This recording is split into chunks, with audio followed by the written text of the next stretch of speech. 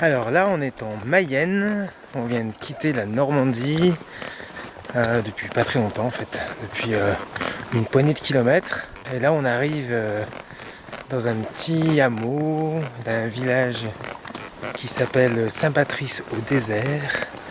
Et on est attendu par Claire et Diane qui parcourent depuis quelques semaines, quelques mois même, la France aussi. Elles font un tour de France avec leurs équidés. Voilà, il se trouve que on est sur le même chemin, mais pas dans le même sens. Et puis on se disait que ça pouvait être chouette de se retrouver quelque part sur le chemin. Donc voilà, on y est. Il se trouve qu'elles sont posées dans un château, n'est-ce pas ? Et la châtelaine a accepté que mon fidèle destrier et moi-même nous posions pour la soirée. Donc voilà, on va arriver et puis peut-être qu'on arrivera à faire une petite interview si elles sont ok et surtout si on a le temps parce que elles doivent partir demain. Du coup c'est pas gagné. Mais voilà.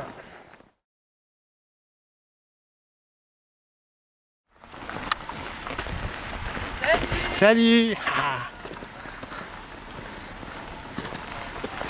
Bienvenue au château du Petit Jard sur la bruine normande, n'est-ce pas? Salut. Ça va? Ouais, et toi? Bien. Salut Marius. Je m'appelle Claire, j'ai 29 ans et je travaillais dans l'alimentation animale. J'ai depuis peu fait une reconversion dans le travail du cuir. C'est Diane, j'ai 27 ans, j'habite à côté de Rennes à Châteaubourg et puis je travaille dans l'alimentation animale. Alors vous faites en ce moment un tour de France. Vous êtes parti il y a 2 mois, 1 mois et demi, 2 mois? 2 mois et demi. 2 mois et demi. Comment est venue cette idée de partir avec 3 chevaux, dont un cheval de bas? Comment est née cette aventure? On randonnait beaucoup en randonnée organisée ou avec des amis. Donc c'était avec en général assistance, gîte, etc. Et on a eu en fait envie de plus, envie d'autonomie, enfin voilà, vraiment envie de partir à l'aventure, plus que ce qu'on faisait Et l'idée c'était de habituellement. partager aussi vraiment ça avec nos 2 juments au départ qui sont aussi à l'origine de cette aventure. C'était vraiment de vivre l'aventure en autonomie avec elles pour vivre avec elles plus qu'avant, quoi. Alors vous êtes parti d'où? On est parti du sud de Rennes, de Saint-Herblon, et on a choisi ce départ parce que c'est le lieu finalement où nous on a commencé ensemble notre aventure équestre grâce à une association de rando qui s'appelle Équisèche. Est-ce que vous êtes bretonne? Oui. Alors, Moi, je suis bretonne de droit du sol. Mes parents sont pas bretons, mais je suis née en Bretagne. Donc, par le droit du sol, je suis bretonne. et moi du coup je suis bretonne d'adoption parce que en fait j'ai vécu dans pas mal de régions de France, mais surtout en région parisienne. Et je suis arrivée en Bretagne pour le boulot, là, depuis 6 ans à peu près. Et puis j'ai passé toutes mes vacances dans le Finistère, donc bretonne d'adoption un petit peu. Et de cœur. Et de cœur complètement. Les chevaux qui vous accompagnent, ce sont les vôtres? Oui et non, c'est-à-dire qu'à la base, on est parti avec nos 2 juments, donc Pastel et MJ, et un cheval donc de bas, Timmy, qui nous a été prêté par une amie. Anne-Sophie. Voilà, Anne-Sophie. Et en fait, ce qui s'est passé, c'est que la jument de Diane, MJ, n'a pas pu continuer le voyage suite à des problèmes articulaires. Et donc, nous avons dû changer de cheval, et donc un ami nous a prêté un de ses chevaux. Donc, ce qui fait que nous sommes partis avec 2 chevaux à nous, un cheval prêté. Et maintenant, nous avons un cheval à nous et 2 chevaux prêtés. Comment se déroule ce voyage? Est-ce que c'était comme vous l'imaginiez au départ? Bah c'était oui et non, dirons-nous. Enfin, je pense. À la fois, il y a le côté rando, gestion des chevaux, où finalement on n'a pas eu trop de surprises parce que même si on a eu des chevaux prêtés, c'est malgré tout des chevaux qu'on connaissait à l'avance et qui étaient bien éduqués, qui a été habitués à la randonnée. Après, on a découvert plein de choses, quoi. Le voyage, c'est un peu une leçon de vie, quoi. Le chemin nous apprend beaucoup de choses, donc on apprend à l'écouter et à suivre ses commandements d'une certaine manière. Donc c'est mieux que ce que je pensais, moi. toujours. Ouais, disons que je pense en fait, enfin moi pour ma part je m'attendais à rien en fait, je m'étais pas idéalisé le voyage, je m'étais pas dit oh on marchera comme ça, on fera ci, enfin voilà, je m'étais pas, on a beaucoup préparé le matériel etc. Mais en fait après le voyage, je sais pas, on se l'est pas non plus imaginé ou dit ça sera comme ça, en fait c'est ça arrive comme ça vient et puis voilà quoi. Et avec les chevaux, c'est facile? Est-ce que, comme les ânes, ça ouvre des portes, c'est des passeports, ça permet des rencontres? Ouais. Les chevaux sont un formidable vecteur de rencontres. Ouais. On l'a pu le voir notamment sur le canal de Nantes à Brest où il y a beaucoup de voyageurs à vélo. Et ces voyageurs-là ne sont pas forcément arrêtés pour être accueillis chez les gens. En fait, nous, avec les 3 chevaux et le chien, parce qu'on a un chien aussi, en fait, les gens viennent spontanément vers nous et voilà, soit c'est des gens qui ont eu des chevaux, ou leurs parents travaillent avec les chevaux, ou qui admirent les chevaux, et voilà, qui du coup nous proposent, ou nous partagent un moment, ou après nous proposent de nous accueillir dans leur jardin ou autre. Les chevaux laissent personne indifférent, quoi. Tout le monde a soit eu une histoire avec, positive ou négative d'ailleurs, parce qu'on a des gens qui disent non, moi les chevaux ça me fait peur, ils les regardent un petit peu de loin comme ça, mais malgré tout ça déclenche toujours quelque chose, quoi. C'est vraiment impressionnant. Et les chevaux amènent les gens à nous. Souvent, on nous propose, on nous arrête pour dire ah les chevaux ils ont pas soif et tout, vous voulez qu'on leur donne à boire. Alors bien sûr, on accepte toujours. Donc la plupart des temps, les chevaux refusent de boire d'ailleurs. Et avant de repartir, on dit nous aussi, on voudrait bien remplir nos bouteilles d'eau, s'il vous plaît. Donc c'est vraiment rigolo. Les gens sont attirés par l'animal comme ça, quoi. Est-ce que vous voulez nous parler de votre plus beau souvenir, enfin de la chose la rencontre qui vous a le plus marqué?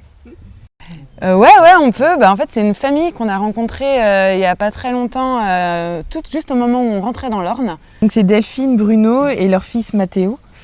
Ouais, ils nous ont accueillis avec beaucoup de générosité. Enfin, vraiment, ils ont été... Simplicité, générosité, vraiment. Et quand on leur disait merci, ils disaient mais si on peut même pas faire ça, enfin, c'est qu'on ne peut rien faire. Enfin voilà, c'était un peu comme ça le truc. Voilà, enfin c'était pour eux, c'était normal. Et du coup, c'était vraiment... Ça a été une rencontre forte. Mathéo, le garçon, là, il a été hyper intéressé par ce qu'on a fait. Et en fait, finalement, il a entraîné sa mère à nous suivre, à marcher la journée qui a suivi. Donc, on a marché avec Delphine et Mathéo. Et on a pu leur apporter quelque chose, qu'on leur a fait découvrir un peu les chemins autour de chez eux par la force des choses. Ouais, et puis elle disait je redécouvre des odeurs, parce que d'habitude je passe à ces endroits-là, je suis en voiture à fond, je vais au travail, je reviens, je vais chercher mon fils, mes filles, enfin elle dit là je vais marcher, j'ai senti des odeurs, j'ai l'odeur de la pluie, l'odeur etc. Et donc voilà, en fait on a pu apporter quelque chose à ces personnes et c'était vraiment pour nous important parce que on reçoit souvent des gens, souvent des choses physiques ou enfin l'accueil, matériel, la nourriture. Et là, on a pu rendre en fait quelque chose qui est un peu plus spirituel ou un peu plus immatériel. Voilà, un peu plus immatériel, quoi. On a pu partager les leçons de vie que le chemin nous a appris. On a pu les partager avec ces gens-là, quoi. Et ils ont été ouverts aussi pour les recevoir. Donc c'était vraiment un bel échange. Ouais. Parmi de nombreuses autres. Ouais, parmi. On a choisi une là, mais. Ouais. La bienveillance est assez exceptionnelle, la bienveillance des gens. Vous attendiez à ça? Non. Nous en avait beaucoup parlé.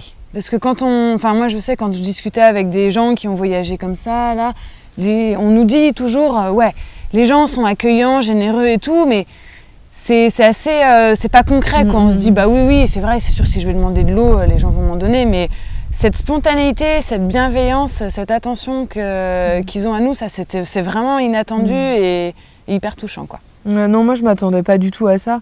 J'avais pas spécialement discuté avec des gens de ça avant. Enfin voilà, j'avais pas eu le partage d'expérience, mais je m'attendais plutôt à bivouaquer beaucoup plus souvent, à être voilà. Mais on reste en France, qui est quand même un pays qui est très peuplé, et en fait finalement, là, notamment Bretagne, Normandie, on tombe toujours sur des gens, et puis voilà, on est vraiment accueillis. Moi je m'attendais pas à ça vraiment. C'est une belle surprise du voyage. Du voyage, ouais.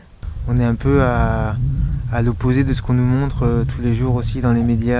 On est à l'opposé aussi de ce qu'on entend, par exemple, quand on part à l'étranger, ou par exemple, nous on a été en Inde ou au Sri Lanka, où les gens sont d'une bienveillance extrême, nous disent vous allez où, etc. Et quand on raconte ça à nos amis en rentrant, genre ah bah ouais, c'est pas en France que tu verrais ça. Mais en fait, c'est juste que les gens, ils connaissent pas leurs voisins, ils vont pas, ils ont pas cette démarche-là en France, puisqu'en fait pour eux c'est de l'acquis, alors qu'en fait on connaît on connaît peu de notre pays et des gens, etc. Donc en fait, bien sûr qu'en France les gens sont accueillants et généreux et ne font pas que râler et que faire grève. Enfin, je veux dire, voilà. Donc ça, je trouve que c'est une méconnaissance des gens et ça reste des banalités que les gens disent entre eux. Enfin, oui, les Français ne sont pas accueillants, mais qu'en fait, je sais pas, nous, tous les jours, chaque rencontre nous prouve le contraire, quoi. D'accord. La suite de votre voyage, vous partez par où? Donc là, on part direction sud-est. On va direction la Sologne, où on a des amis à aller voir et de la famille. Et l'objectif final du voyage, c'est Rocamadour, là où habite Claire maintenant. Et donc, une fois arrivé en Sologne, on va décider par quel chemin on va aller à Rocamadour. Soit tout droit, soit en allant visiter le Jura si on a le temps. Voilà, parce qu'à la base, en fait, on avait été très ambitieuse. Très ambitieuse. Donc c'était un tour en France, mais un tour complet en France. Et en fait, les aléas du voyage, des rencontres, du changement de cheval, des problèmes divers et variés, font que en fait, on avance beaucoup moins rapidement que ce qu'on avait pu prévoir, et ce qui n'est pas grave du tout. Et donc voilà, c'est pour ça que on aimerait quand même arriver à Rocamadour, mais c'est le chemin. Enfin, le chemin décidera aussi de où on ira et de comment on y arrivera, mais voilà, ça sera l'ultime but de notre voyage. Après le voyage, enfin, on en est loin encore, mais vous, il y en aura d'autres. Alors, on est parti en disant qu'on faisait ce voyage sans réfléchir vraiment à la suite. C'est ça. Il y en a 2 à la maison qui vont pas être trop contents si on part tous les ans pendant 6 mois. On a laissé nos chéris respectifs à la maison. Moi, je sais que je continuerai à randonner, ça c'est sûr. Après des voyages au long cours comme ça, on verra ce que la vie décide, quoi. Mais il n'y a pas de choses de décider toujours. C'est ça. Moi, je pourrais pas arrêter de randonner de cette manière-là. Après, au long cours, on verra. Ouais. C'est plutôt, moi je l'imagine plutôt par des voyages, par exemple du Lot, rejoindre le sud de Toulouse ou rejoindre le Périgord, ou il y a des choses qu'on voulait voir. Par exemple, il y a un chemin des pèlerins qui fait Rocamadour-Lourdes. Donc voilà, après je le vois peut-être un peu plus par portion. Plutôt que vraiment du long cours comme ça. Mais après voilà, on se ferme jamais la porte à des envies de voyage, surtout quand on a déjà voyagé, quand on est déjà parti, voilà. Donc faut jamais se fermer la porte à recommencer, ou voilà. Mais déjà on a fait celui-là, enfin on est en train de le faire, donc du coup c'est déjà on vit aussi au jour le jour, quoi. On profite de ce voyage actuel sans penser vraiment à la suite, quoi. C'est ça, c'est un peu ça. On va faire des projets dans l'avenir, et la projection, moi personnellement ça n'a jamais été trop mon fort, donc mais bon donc l'avenir nous dira. Qui vivra verra, comme dirait l'autre. Merci beaucoup. Merci à Stéphane. toi. Bon voyage. Merci Merci à toi aussi.